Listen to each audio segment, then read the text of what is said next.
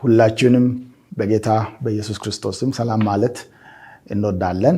የቤተክርስቲያናችን ምዕመናን፣ አገልጋዮች እንዲሁም መሪዎች በተጨማሪም የኢትዮጵያ ወንጌላውያን ቤተክርስቲያናት ውስጥ የምትገለገሉ ምዕመናን በሙሉ የጌታ ጸጋና ሰላም ይብዛላችሁ ማለት እንወዳለን። በአጠገቤ የቤተክርስቲያናችን ምክትል ፕሬዝዳንት አቶ ዳንኤል እንደዚሁም የቤተክርስቲያናችን ዋና ጸሐፊ ዶክተር ስምዖን ይገኛሉ። በፊታችሁ የቀረብንበት ምክንያት በቤተክርስቲያናችን እምነት መሰረት በዚህ ሰዓት ወቅታዊ የሆነ ባስቸገረ ጉዳይ ላይ አጠር ያለ መግለጫ ለመስጠት ነው። ይኸውም የሐሰት ትምህርትና ልምምድ በሀገራችን ላይ እጅግ በመስፋፋቱ ምዕመናንን እየጎዳ ስላለና በተለይም ወጣቶችን ሌሎችንም ሰዎች ከእውነተኛው ትምህርት እንዲያፈነግጡ በማድረግ እጅግ ከፍተኛ ችግር እያስከተለ በመሆኑ የቤተክርስቲያናችን አገር አቀፍ ቦርድ በዚህ ጉዳይ ላይ ተወያይቶ ተከታታይ እርምጃዎች እንዲወሰዱ፣ ተከታታይ ትምህርቶች በተለያየ መንገድ ለሕዝቡ እንዲቀርቡ መመሪያ በመስጠቱ ያንን ለማስጀመር ያክል ነው። አጠር ያለ መግለጫ ለመስጠት በፊታቸው የቀረብ ነው። በተለይም በዚህ ሰዓት አንድ አስተማሪ ከውጭ ሀገር በመጋበዝ እዚህ አሁን እያስቸገረን ባለው ነገር ላይ ተጨማሪ ችግር ሊያመጣ እንደሚችል በመገንዘባችን ቦርዱ የተወያየበትን እንደዚሁም አቅጣጫ የሰጠበትን ነገር ወደ ምዕመናን የሚደርስበትን መንገድ አጠር ያለ መግለጫ በፊታችሁ እናቀርባለን። በወቅታዊ ርዕሰ ጉዳይ ከኢትዮጵያ ቃለ ሕይወት ቤተክርስቲያን የተሰጠ መግለጫ። በኢትዮጵያ ቃለ ሕይወት ቤተክርስቲያን የዕቅበተ እምነት ክፍል ተዘጋጅቶ በብሔራዊ ቦርድ የጸደቀ መጽሐፍ ቅዱስ እውነትና ትክክለኛ የእግዚአብሔር ቃል መሆኑን ለምናምን ክርስቲያኖች የሐሰት አስተምህሮ ወይም የሐሰተኛ ነቢያት ጉዳይ ብዙም እንግዳ ነገር አይደለም። የሐሰተኛ ነቢያት ጉዳይ ቀድሞም የነበረ ቢሆንም በአሁኑ ወቅት በዓለማችን እንዲሁም በአገራችን እየጨመረ መጥቷል። በቃሉ ስር ያልሰደዱትንና በተለያዩ ዓለማዊ ፍላጎቶች አእምሯቸው የተያዙትን ወገኖች በመጠቀም ቤተ ክርስቲያንን በመገዳደር ላይ ይገኛሉ። የዚህ ጽሑፍ ዓላማ በቀጣዩ መጋቢት ወር ወደ ኢትዮጵያ እንዲመጣ ግብዣ የቀረበለትን ሐሰተኛውን ግለሰብ ቤኒሂንን ይመለከታል።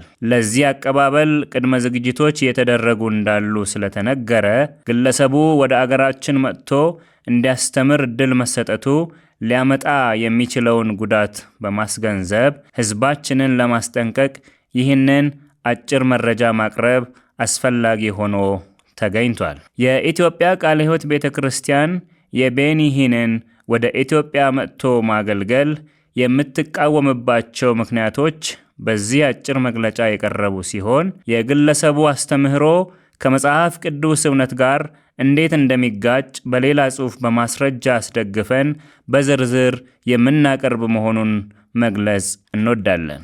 የቤኒሂን ስሁት አስተምህሮችና ልምምዶች። አንደኛ፣ ቤኒሂን የብልጽግናና የጤና ወንጌል ሰባኪ እንዲሁም የእምነት እንቅስቃሴዎች አራማጅ ነው። ቤኒሂንና መሰሎቹ የሚያስተምሩት የብልጽግና ወንጌል የሚያተኩረው በሀብትና ጤና ወንጌል ወይም ስብከት ላይ ሲሆን በዋናነት የክርስቶስ የመስቀል ሥራ ለእኛ ቁሳዊ ብልጽግናና ሥጋዊ ጤንነት ነው የሚል ገንዘብ ተኮር ስሁት አስተምህሮና ልምምድ ነው። የብልጽግና ወንጌል አስተማሪዎች ትኩረታቸው ገንዘብና ጤና ላይ ስለሆነ በክርስቶስ ሞትና ትንሣኤ ስለተገኘው ድነትና የኃጢአት ይቅርታ ያም የሚጠይቀውን የጽድቅ ኑሮ አይሰብኩም። ቤኒሂንን ጨምሮ አብዛኛዎቹ የዚህ እንቅስቃሴ አራማጆች መጽሐፍ ቅዱስን አጣመው የሚተረጉሙ፣ የእግዚአብሔርን የጸጋ ወንጌል የሚያንኳስሱ፣ መጽሐፍ ቅዱሳዊውን የመስጠት ትምህርት አጣመው በማቅረብ ለራሳቸው ሀብትና ብልጽግና ለማግኘት ሲሉ ሕዝቡን የሚዘርፉ፣ የሚበዘብዙና የሚያታልሉ ናቸው። በዚህ ስብከታቸውና አስተምሯቸውም ዋነኞቹ ተጠቃሚዎች እነርሱ እንጂ የሚያገለግሉት ሕዝብ አይደለም። የብልጽግና ወንጌል የአካል ጤናና የቁሳዊ ነገር በረከት ለአማኞች የተሰጠ ነገር ነው። ስለዚህ በእምነት ዘርተን በእጥፍ መሰብሰብን መለማመድ አለብን። መታመምም ሆነ መድሄት የእምነት ጎዶሎነት ማሳያ ነው የሚል ሐሰተኛ አስተምህሮ አላቸው። ወንጌልን ነፍሳትን ለማዳን ሳይሆን እንደ ገቢ ምንጭ መጠቀም፣ በወንጌል ስም ሀብት ማካበት ዋነኛ መገለጫቸው ነው። በእነርሱ አስተምህሮ ወንጌልን ዋጋ ከፍሎ ማገልገልን እንደ ጉስቁልና የሚቆጠር ሲሆን በአገልግሎት ስም ሀብትን መሰብሰብ ዋናው ግባቸው ነው። 2. ቤኒሂን በሐሰተኛ ፈውሶች የሚታወቅ ሰው ነው። ቤኒሂንን ታዋቂ ካደረጉ ነገሮች አንዱ በተለያዩ ቦታዎች ትልልቅ የፈውስ ፕሮግራሞች ማካሄዱ ነበር። እነዚህም በቴሌቪዥን ስለሚሰራጩ ግለሰቡ በብዙዎች ታዋቂ እንዲሆን ረድቶታል። ይህ አስተምህሮ እግዚአብሔር በሉዓላዊ ፈቃዱ የሚያደርገውን የመፈወስና የመባረክ ሥራ እኛ ሰዎች ማዘዝ እንደምንችልና በማመን እንደ እርሱ ፈቃድ ሳይሆን እኛ የፈለግነውን በእጃችን ማስገባት እንደምንችል የሚያስተምርና የሚለማመድ አደገኛ ኑፋቄ ነው። በበሽታ መጠቃት የእምነት ጉድለት ወይም በእግዚአብሔር አለመታመን ነው የሚለው ትምህርቱም ቤኒሂን የሚታወቅበት የሁል ጊዜ ቋንቋው ነው። ፈውስን በእምነት መቀበል ካልቻለ አንድ ሰው ክርስቲያን ነው ወይ ብሎ ይጠይቃል። ቤኒሂን በሚያካሄዳቸው የፈውስ ክሩሴዶች በተአምር ተፈወሱ የተባሉ ሰዎች ፈውሳቸው አጠያያቂ የሆነና በሕክምናም ያልተረጋገጠ እንደሆነ ብዙዎች ገልጸዋል። ግለሰቡ በህመምተኞች ላይ የተለያየ የሥነ ልቦና ጫና በማድረግ ሳይፈወሱ እንደተፈወሱ እንዲመሰክሩ በማድረግ ተአማኒነትን ለማግኘት ይሞክራል። 3. ቤኒሂን ብዙዎችን ያሳተ ሐሰተኛ ነቢይም ነው። ቤኒሂን በቃሉ የተገለጹትን መገለጦች ውስን ስለሆኑ በመጽሐፍ ቅዱስ ከተጠቀሱት መገለጦች ባሻገር በመሄድ ሌሎች ተጨማሪ መገለጦችን መለማመድ አለብን በማለት ከቃሉ ያፈነገጡ ትንቢቶችን በተደጋጋሚ የሚናገር ሰው ነው። በአደባባይ ለዚያውም በድፍረት የሐሰት ትንቢቶቹን መናገሩን ራሱ አምኗል። 4. ቤኒሂን የሐሰት ትምህርቶችም አስተማሪ ነው። ከዚህ አንጻር ከቤኒሂን ታዋቂ አባባሎች መካከል የሚጠቀሰው ክርስቲያን ነኝ ስትል በዕብራይስጥ እኔ ማሺያክ ነኝ እያልክ ነው። በሌላ አነጋገር እኔ በምድር ላይ የምራመድ ትንሽ መሲህ ነኝ ማለትህ ነው። እንዲህ ልበል፣ አንተ በምድር ላይ የምትሮጥ ትንሽ አምላክ ነህ ብሏል። ስለዚህ ቤኒሂንና አጋሮቹ ሰው ትንሽ አምላክ ስለሆነ ልክ እንደ አምላክ የወደደውን ነገር በመናገር ማዘዝ ይችላል ብለው ያምናሉ። ደግሞም ይህንኑ ኑፋቄ ያስተምራሉ።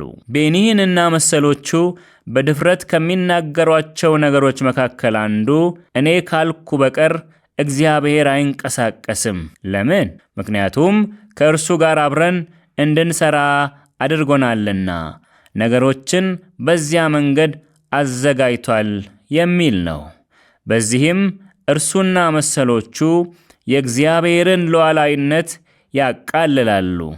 ቤኒሂን እንደ ብልጽግና ትምህርት አስተማሪነቱ እንደ መሰሎቹ አስተማሪዎች ኢየሱስ ሰጠነ ከሚለው የብልጽግናዎች ትምህርት ጋር የሚያወዳጀው ነገር እንደተናገረ ተዘግቧል። ይህ ሐሰተኛ ግለሰብ ኢየሱስ ክርስቶስ ሰይጣንን የሚያቆምበት ብቸኛው መንገድ ከእርሱ ጋር አንድ በመሆን መሆኑን ያውቅ ነበር። ስለዚህ ከሰይጣንም ባህሪ ጋር አንድ ሆነ። ይህም የሰይጣን ባህሪ ያላቸው ሁሉ የእግዚአብሔር ባህሪ ተካፍለው እንዲገኙ ነው በማለት ጽዩፍ ትምህርት የሚያስተምር ነው። ከዚህ በተጨማሪ ሰው 3 አካል ነው፣ ግን አንድ ነው። አሁን እግዚአብሔርን እንይ። እግዚአብሔር አብ፣ ወልድና መንፈስ ቅዱስ 3 አካላት ናቸው። እነዚህ እንደ ሰዎች እያንዳንዳቸው 3 በአንድ አካል ናቸው። ስለዚህ 9 ናቸው በማለትም ያስተማረ ሰው ነው። እንደለመደው ቆየት ብሎ መሳሳቱን አምኖ በይቅርታ ይህንንም አስተባብሏል። በዚህና ሌሎች በርካታ ምክንያቶች የኢትዮጵያ ቃለ ሕይወት ቤተ ክርስቲያን የቤኒሂን ወደ ኢትዮጵያ መምጣቱም ሆነ ጠቅላላ አገልግሎቱ ተቀባይነት የሌለው እንደሆነ ማስገንዘብ ትፈልጋለች። የእርሱ ወደ ኢትዮጵያ መምጣት በምድራችን ላይ የተስፋፋ ያሉት የሐሰት ትምህርቶችና ልምምዶች ስር ይሰዱ ዘንድ ልክ በእሳት ላይ ቤንዚን እንደማርከፍከፍ የሚቆጠር አደገኛ ውሳኔ ነው። ከዚህ በፊት ከውጭ ሀገር የመጡ የሐሰት አስተማሪዎች ዘርተውት የሄዱት እንክርዳድ ያስከተለውን ውጤት እየተመለከትን ችግሩን የሚያባብስ ኑፋቄ መጨመር ስህተት ነው።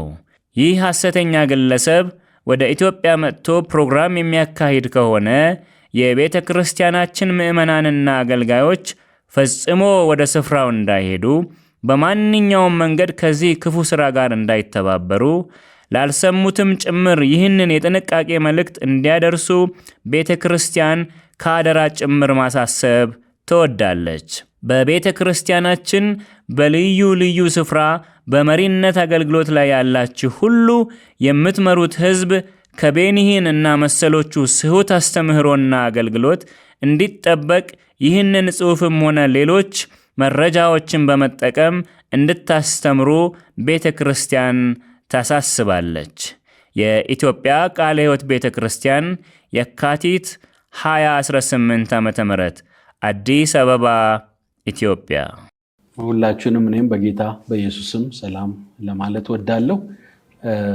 በቃለ ሕይወት ፕሬዝዳንት ዶክተር ስምዖን ኤሊሶ እንደተገለጠው በተለይ በዚህ ጊዜ መግለጫውን መስጠት ያስፈለገው ከውጭ ሀገር ቤኒሂን የተባለ አስተማሪ ግብዣ እንደተደረገለትና በኢትዮጵያ መጥቶ አገልግሎት ለመስጠት ስልጠናዎችን ለመስጠት ዝግጅት እየተደረገ እንዳለ ስለሰማን የዚህ ሰው አስተምሮም ሕይወቱም ብዙ ጥያቄ ያለበት ስለሆነ የሱ ወደ ኢትዮጵያ መጥቶ ማስተማር በአገራችን ውስጥ ላለው የሐሰት አስተምሮ እንቅስቃሴ የበለጠ ጉዳት የሚያመጣ የበለጠ የሚያስፋፋ ሆኖ ስላገኘ ነው ይህን መግለጫ መስጠት ያስፈለገው። ቤኒሂን ማን ነው? አስተምሮ ምንድነው? ለምንድን ነው የሱን አገልግሎት ወደ ኢትዮጵያ መምጣት የምንቃወመው የሚለውን ዝርዝር መግለጫ እናቀርባለን። በጽሁፍ ተዘጋጅቷል። በተለያዩ የሚዲያ አማራጮቻችን በቴሌግራም፣ በፌስቡክ፣ በሕይወት ቲቪ፣ በሌሎችም ሙሉውን የተጠናከረውን ሰፋ ያለ መግለጫ እናቀርባለን። ለዚህ አጭር መግለጫ ግን ዋና ዋና የቤኒሂን አገልግሎት ወደ ኢትዮጵያ መምጣቱን የምንቃወምበትን ምክንያት ለመግለጽ ነው። ቤኒሂን በዓለም ዙሪያ በእርግጥ የታወቀ አስተማሪና አገልጋይ እንደሆነ ብዙ ተከታይ እንዳለው ይታወቃል። ነገር ግን አገልግሎቱ ብዙ ጥያቄዎች ያሉበት ነው። እነዚህን ቀለል ባለ በአራት ሀሳቦች ለመግለጽ እሞክራለሁ። ቤኒሂን የብልጽግና እና የጤና ወንጌል እና የቃል እምነት እንቅስቃሴ አራማጅ ነው። እነዚህ በጣም አደገኛ የሆኑ ትምህርቶች እንደሆኑ ነው በቃለ ሕይወት የምናምነው። የብልጽግና ወንጌል በዋናነት የሀብትና የጤና ወንጌል ወይም ስብከት ሊባል የሚችል ነው። የክርስቶስን መስቀል ክርስቶስ በመስቀል ላይ ያደረገውን የመዋጀት የመቤዠት ስራ አሳንሶ ሀብትና ገንዘብ ጤና እንድናገኝ ነው ዋናው የሚል የክርስቶስን የመስቀል ስራ በመስቀል ላይ የተሰራውን ስራ አሳንሶ አኮስሶ የሚያቀርብ አስተምህሮ ነው። ጌታ ኢየሱስ ክርስቶስ የመጣበት ዓላማ ትልቅ እንደሆነ፣ የሰው ልጆችን ለማዳን እንደሆነ፣ ከጤናና ከሀብት የበለጠ ሰፊ የድነት ስራ እንደሰራ መጽሐፍ ቅዱስ ያስተምራል። ይሄንን አሳንሶ የሚያቀርብ ስለሆነ ነው አንደኛው የቤኒሂንን አስተምሮ የምንቃወመው። ሌላው ከጤና ጋር በተገናኘ መታመም የእምነት መጉደል ነው፣ ጤና ከሌለህ እምነትህ ልክ አይደለም ብሎ የእምነት ደካማዎች ጉዳይ እንደሆነ አድርጎ ነው የሚያቀርበው። ይሄ ደግሞ ከመጽሐፍ ቅዱስ አስተምሮ ጋር የሚጋጭ እንደሆነ ስለ ሕመም፣ ስለ በሽታ፣ ስለ ፈውስ መጽሐፍ ቅዱስ የሚያስተምራቸው ነገሮች ቢኖሩ ይሄ ግን ፈር የለቀቀ አስተምሮ ስለሆነ ይህን የሚያስተምርም ስለሆነ በዚህ ምክንያት የቤኒሂን መምጣት ጤነኛ አስተምሮ የሌለው ሰው ስለሆነ የምንቃወመው በዚህ ምክንያት ነው። ሁለተኛ ቤኒሂን የታወቀው ትልልቅ የፈውስ ክሩሴዶችን በማድረግ ነው። በጣም በትልልቅ አደባባዮች በቴሌቪዥን ብሮድካስት በተደረጉ ትልልቅ የፈውስ ክሩሴዶቹ ይታወቃል። ብዙዎች እንደተፈወሱ ቢነገርም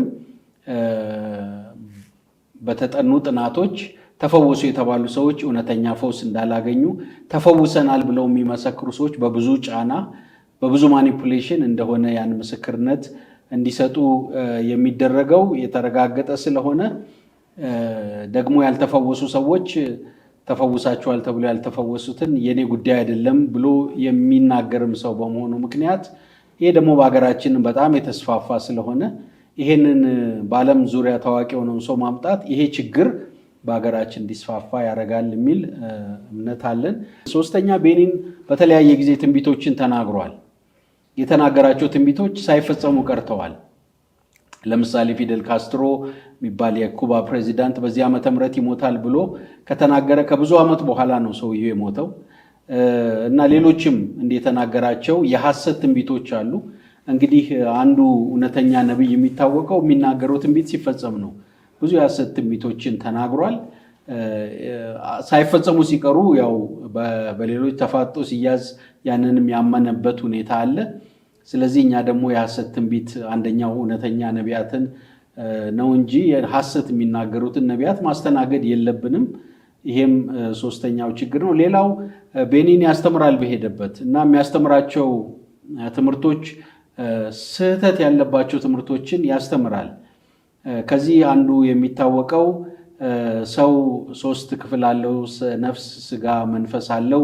እንዲሁም እግዚአብሔር እያንዳንዱ እግዚአብሔር አንድ አምላክ 3 አካል አብ፣ ወልድ፣ መንፈስ ቅዱስ ብለን ነው ምናምነው በስላሴ የምናምን እና አብም 3 አካል አለው፣ ወልድም እንደዚሁ፣ መንፈስ ቅዱስም 9 ናቸው ማለት ይቻላል ብሎ በድፍረት ያስተማረ ሰው ነው። በእርግጥ በኋላ በጣም ወጥረው ሲይዙት ይህንንም አስተባብሏል። ግን እንደዚህ አይነት ጥልቅ የመጽሐፍ ቅዱስ ትምህርት እውቀትም እንደሌለው ይነገራል። አደገኛ የሆኑ ክርስቶስ ሰይጥኗል የሚል አይነት አስተሳሰብ ሁሉ ስለ ሰው ያለው አስተምሮ ሁሉ ልክ ያልሆኑ ስለሆኑ ይሄ ሰው መጥቶ መሪዎችን እንዲያሰለጥን እና አስተማሪዎችን እንዲያስተምር ማድረግ፣ እሱንም በሀገር አቀፍ ደረጃ እንዲህ አይነት ፕሮግራም እንዲያካሄድ ማድረግ እንዲህ አይነት የሐሰት ትምህርቶች እንዲባዙ መንገድ የሚከፍት ስለሆነ ይህን ሰው ወደ ሀገር ውስጥ ማምጣት እንዲያገለግል መፍቀድ ለቤተ ክርስቲያን አደገኛ ነው ብለን ስለምናምን ይህን አጥብቀን የምንቃወመው ይሆናል። እነዚህ ያነሳናቸው ነገሮች በደንብ ጠለቅ ብሎ ለመመርመር ለሚፈልጉ እንዳልኩት ቅድም ሙሉ ጽሑፍ እናዘጋጃለን፣ ሰፋ ባለ ሁኔታ እዚህ ባነሳዋቸው 4 ነጥቦች ዙሪያ ከነ ማስረጃዎቹ ከሱ ጋር አብረው ሲያገለግሉ የነበሩ ሰዎች የሰጡት ምስክርነት፣ በተለይ የወንድሙ ልጅ የሆነ ኮስቲ ሂን የሚባል አጠገቡ ብዙ ዓመት አብሮ ያገለገለ ሰው የሰጣቸው ምስክርነቶች አሉ። በእነዚህ ምክንያቶች በብዙ ቦታ ተቀባይነት የሌለውን ሰው አምጥቶ ሀገራችን ላይ ያገልግል፣ በረከት ከሱ ጋር ይመጣል ብሎ ማመን የዋህነት ነው። የእግዚአብሔርንም መንጋ ለተኩላ አሳልፎ መስጠት ስለሆነ ይሄን አጥብቀን የምንቃወም መሆኑን ለመግለጽ ነው። አመሰግናለሁ። የጌታ ጸጋና ሰላም ይብዛላችሁ። አሁን በቤተክርስቲያናችን ፕሬዝዳንትና እንዲሁም በዋና ጸሐፊያችን በተገለጸው መሰረት በዚህ በአስተምሮ ዝንፈትና በስህተት ትምህርት ዙሪያ በተለይም ደግሞ ከቤኒን ከሚባለው ሰው ጋር በተያያዘ እንደቀረበው ስለዚህ እኛ ምን ማድረግ አለብን የሚል ሐሳብ ለመጨመር ነው። የእግዚአብሔር ቃል እንደምናገር መጽሐፍ ቅዱስ ላይ ሐዋርያው ጳውሎስ እንደምናገር በደሙ የዋጃትን ቤተክርስቲያን ተጠብቋትና ትንከባከቧት ዘንድ ለራሳችሁና ለመንጋው ተጠንቀቁ እንደሚል እኛ የቤተክርስቲያን መሪዎች በተለይም ደግሞ በየመዋቅሩ በኢትዮጵያ ቃለ ሕይወት ቤተክርስቲያን ከዋና ጽሕፈት ቤት ጀምሮ በቀጣና በህብረቶችና እንዲሁም በአጥቢያዎች ውስጥ የሚታገለግሉ ሁሉ በዚህ ሁኔታ ውስጥ ይሄንን የቤኒንን ትምህርት እና እዚህ ኢትዮጵያ ውስጥ መጥቶ እንዲያገለግል ተፈቅዶ እየተደረገ ያለውን ዝግጅት በተመለከተ ሚመኑ ከዚህ ከቃለ ሕይወት አስተምህሮና የእምነት ተቋም አንጻር ይሄንን የማንደግፍ መሆኑን እንዲሁም ደግሞ ሚመኑ ወደዛ እንዳይሄድ በተለይ የቤተ ክርስቲያን መሪዎች በየትኛውም አጋጣሚ ህዝቡን ማስተማር፣